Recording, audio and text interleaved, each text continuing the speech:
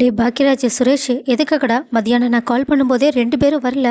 அம்மா, அதான் அண்ணி கால் பண்ணி எந்த பிரச்சனையும் இல்லை வர வேண்டாம்னு சொல்லிட்டாங்களே. ஆமாம்மா, மலரும் என்கிட்ட சொல்லிட்டா, அதனால தான் நான் வரல. ஏம்மா என்னாச்சு?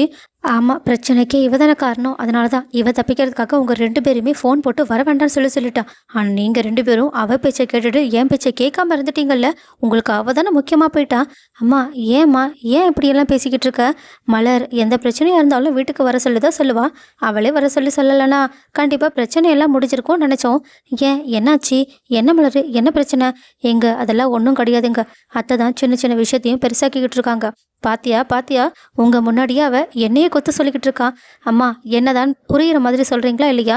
எனக்கு ஆல்ரெடி பல டென்ஷன் இருக்கு. இப்போ என்ன இவ புதுசா என்ன பண்ணா? இங்கே பாரு சுரேஷ், மதியால எந்த பிரச்சனையும் கிடையாது. எல்லாத்துக்கும் காரணம் அத்தை தான். ஏன் அம்மா என்ன பண்ணாங்க? இந்த வீடு ரொம்ப அழுக்கா இருக்கான், அதனால என்ன ஒட்டுமொத்த வீட்டுக்கும் மாப்போட சொல்லி சொன்னாங்க. அதுவும் பரன்மலை இருக்க பாத்திரம் எல்லாம் ரொம்ப அழுக்கா இருக்கான், அதனால அதை எல்லாத்தையுமே கழுவி வைக்க சொல்லி சொன்னாங்க. என்ன, இப்போதானே அது எல்லாத்தையுமே க்ளீன் பண்ணி வச்சுங்க? ஆமாம், இப்போ தான் க்ளீன் பண்ணி வச்சேன். ஆனால் எதுக்காக தெரியுமா அப்படி சொன்னாங்க? மதிக்கு நான் உதவி பண்ணக்கூடாதுன்றதுக்காக. ஏன் இன்னைக்கு மதி என்ன பண்ணா? இன்னைக்கு மதி ஃபுல்லாக கிச்சனுக்குள்ளே தான் இருந்தா. கிச்சனுக்குள்ளே அத்தை என்னென்ன டிஷ்லாம் சொன்னாங்களோ அது எல்லாத்தையுமே மதி தன்னந்தனியாக சமைச்சிக்கிட்டு இருந்தா. எங்கே நான் அவளுக்கு உதவி பண்ணிடுவேணுன்ற பயத்தில் தான் அவங்க எனக்கு இப்படியெல்லாம் வேலையை கொடுத்துக்கிட்டுறாங்க. அதுவும் பரவாயில்ல, நானும் செஞ்சுட்டு போகிறேன்னு சொல்லிட்டு செஞ்சுக்கிட்டு தான் இருந்தேன். மதியமே அவளால் முடிஞ்ச அளவுக்கு சமையலை நல்லபடியாக தான் செஞ்சு முடிச்சா. மதியானம் நீ சாப்பிடும்போது கூட அத்தை முன்னாடியே மதியம் என்னெல்லாம் சொன்னாங்க தெரியலையா அண்ணி? நான் எதையுமே கவனிக்கலையே. ஆமாம், நீ ஃபோன் பேசிக்கிட்டு இருந்த, வேலையாக பேசிகிட்டு இருந்த, அதனால எதையுமே கவனிக்கல. ஆனாலும் பாதியிலேயே நீ சாப்பாடு வச்சுட்டு எந்திரிச்சு போனல்ல? ஆமா அண்ணி, எனக்கு கொஞ்சம் வேலை வந்துடுச்சு, அதனால எந்திரிச்சு போனேன். நீ என்னமோ வேலை வந்துடுச்சுன்னு சொல்லிட்டு தான் எந்திரிச்சு போனேன். ஆனால் அத்தையும் இதுக்கு காரணம் மதியம்னு சொல்லிட்டு மதிய திட்ட ஆரம்பிச்சிட்டாங்க. சாப்பாடு சுத்தமாக வாயிலேயே வைக்க முடியல. சாப்பிட வந்தவனை இப்படி பாதிலேயே அனுப்பி வச்சுட்டியே, நீ எல்லாம் நல்லாவே சமைக்க மாட்டியான்னு சொல்லிட்டு மதிய கண்டபடி திட்டினாங்க. ஓ, அதனால தான் மதிய அம்மா கிட்ட சண்டை போட்டுட்டால என்ன? சச்ச, அப்போ கூட மதி பொறுமையாக தான் இருந்தா. என்ன, மதி அப்போ கூட பொறுமையாக தான் இருந்தாளான்னு சுரேஷ் கொஞ்சம் ஆச்சரியப்பட.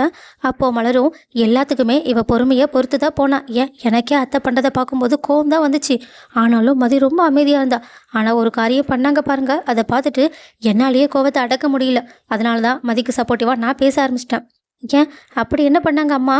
அதெல்லாம் ஒன்றும் கிடையாது. அவளை ஒரு 4 துணியை கையால் துவைக்க சொல்லி சொன்னான். அவ்வளோதான், கையால் என்னாலலாம் அந்த துணியை துவைக்க முடியாதுன்னு ஆச்சோ பூச்சான்னு சண்டை போட ஆரம்பிச்சிட்டா. ஏன், ஒவ்வொரு துணியை கையால் துவைக்கிறது வழக்கம் தானே? வழக்கம் தாங்க, இல்லைன்னு சொல்லலை. ஆனாலும் மாமாவோட அண்டர்வேரெல்லாம் போட்டுட்டு அதை கையால் நல்லா தேய்ச்சி துவைக்கணும்னு சொல்லிட்டு மதிய துவைக்க சொல்லியிருக்காங்க.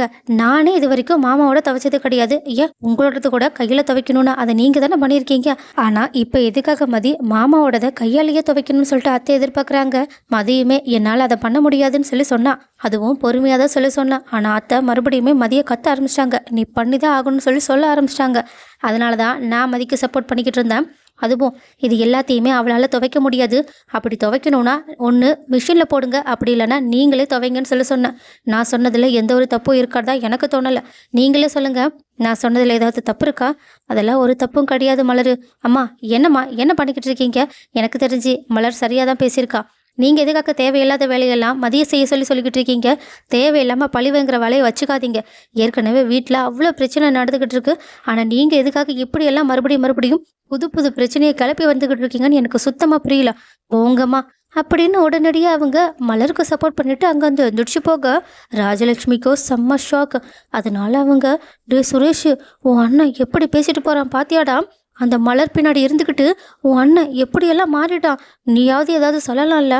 அம்மா, நான் சொல்கிறதுல என்ன இருக்குது? அண்ணனும் அண்ணையும் சரியாக தானே பேசிட்டு போகிறாங்க. நீங்கள் எதுக்காக அப்பாவோட அண்டர்வேர் எல்லாத்தையுமே மதிய துவைக்க சொல்கிறீங்க?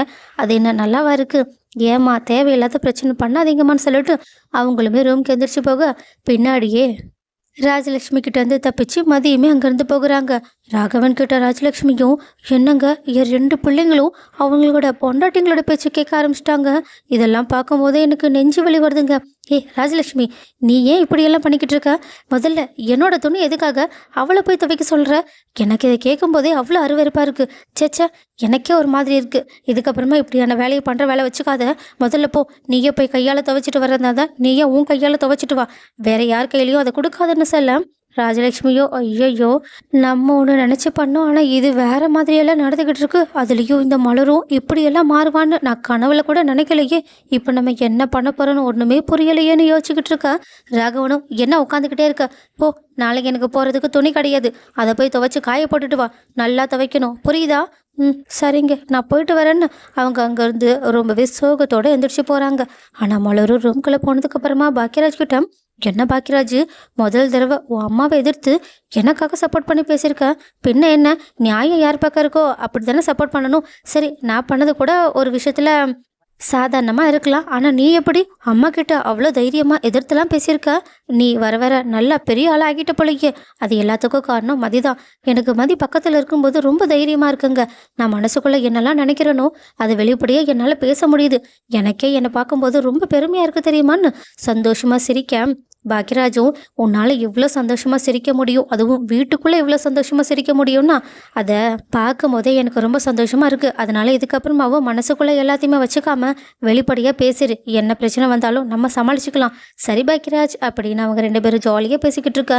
இன்னொரு பக்கம் சுரேஷுமே ரூம்குள்ளே போயிட்டு, மதிக்கிட்ட ஒரு நிமிஷம் உங்ககிட்ட ஒன்று சொல்லணும். சொல்லுங்கள். இல்லை, என்ன இருந்தாலும் நான் ஒன்று அடிச்சிருக்கக்கூடாது, ரொம்ப சாரி. பரவாயில்ல இருக்கட்டும்னா நீ சாரி கேட்க மாட்டியா? இல்லையே, தப்பு பண்ணது நீங்கள், திருப்பி நானும் அதை கொடுத்துட்டேன், சரியா போச்சுல்ல. இருந்தாலும் ஒரு சாரின்னு உன் வாயிலேருந்து வராதோ? சரிங்க, சாரி. என்ன இருந்தாலும் நானும் உங்களை அடிச்சிருக்கக்கூடாது, உங்களுக்கும் ரொம்ப கஷ்டமாக இருக்கும். சரி, புரிஞ்சுக்கிட்டா பரவாயில்ல தான். இதுக்கப்புறமா நானும் உன்னை அடிக்க மாட்டேன், நீயும் என்னை அடிக்கக்கூடாது, சரியா? ஓகே. ரெண்டு பேரும் இப்படி கொஞ்சம் சமாதானம் ஆகுறாங்க.